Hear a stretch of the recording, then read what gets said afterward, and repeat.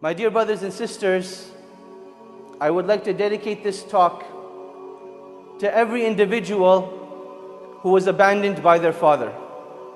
I would like to dedicate this talk to every individual who has loved someone in this world, yet for one reason or another was left abandoned.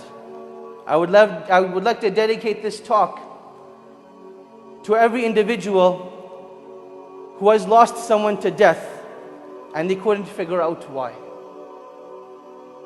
The talk is called He Who Has No One Has Allah. And I want you to imagine the following situation. You're 7 years old and you come from a family that isn't well off. You have many brothers and sisters and your own parents cannot afford to keep you in the house. So they say, go and live with your uncle who is going to take care of you. This uncle of yours, he runs a madrasa for young children. He teaches them tahfidh of the Quran. He's known to be a good and righteous man. You go and live with this uncle and he treats you like one of his own children.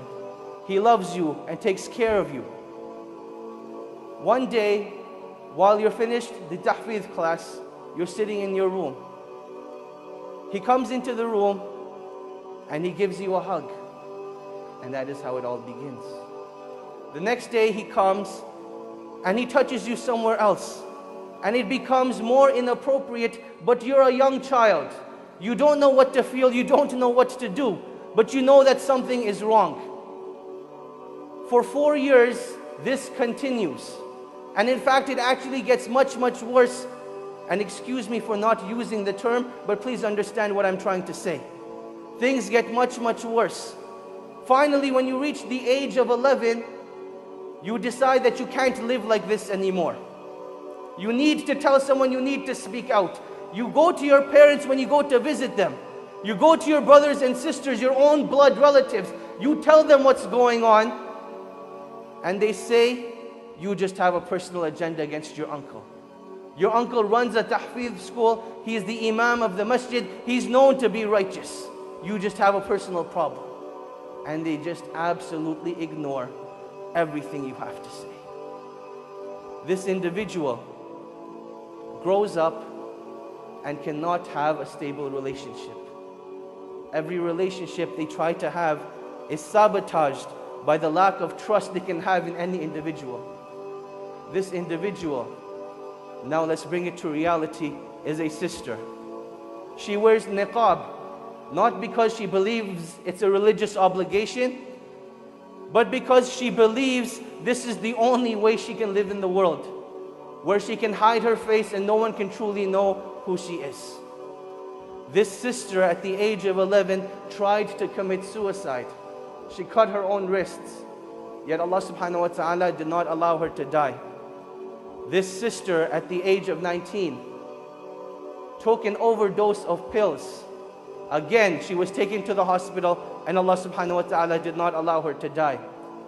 And she tried it again, one last time, the third time, saying that perhaps this will be the time where her pain will go away.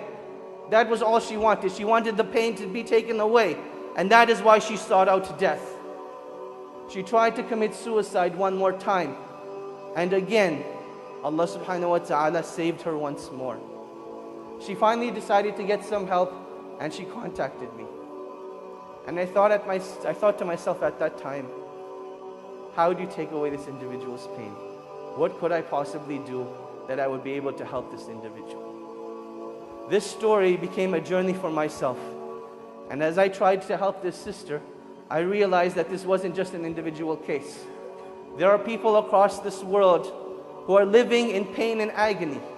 Different types of pain, different types of agony.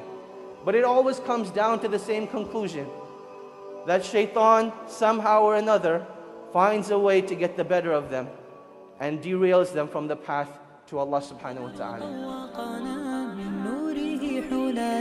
يغضي بطلته حبا وريحانا يا من تخرج يبغي الدرب منطلقا ويزرع النور في الأرجاء ألحانا هذا التخرج زان هانت منه أفئدة في أرض تربية التعليم تغشانا.